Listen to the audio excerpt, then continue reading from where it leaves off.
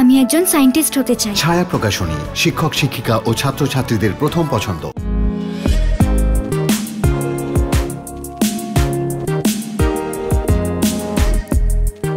শুভ মহরতের পর থেকেই শাহেনশাহ নিয়ে শাকিব ফারিয়া ভক্তদের উৎসাহ তুঙ্গে। শুটিং শেষ হয়ে গেছে বেশ কিছুদিন আগেই।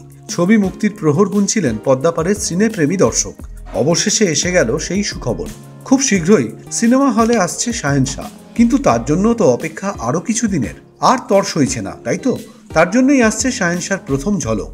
আগামী 25শে জানুয়ারি মুক্তি পেতে চলেছে শাকিব ফারিয়া জুটির প্রথম ছবির টিজার। কি খুশি তো? প্রিয় হিরো হিরোইনের প্রথম ঝলক দেখার জন্য এটুকু অপেক্ষা তো করাই যায়, কি তাই তো?